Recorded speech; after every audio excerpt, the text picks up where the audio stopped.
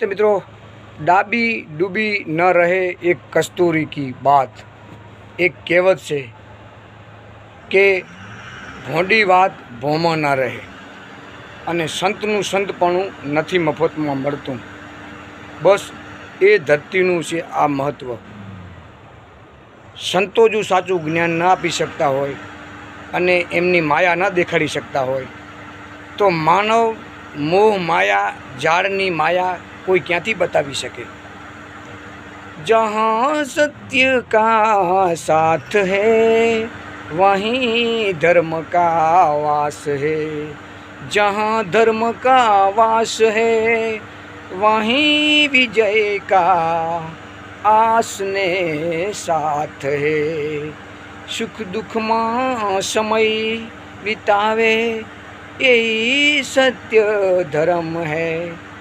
धर्म धर्म सौ करे छे।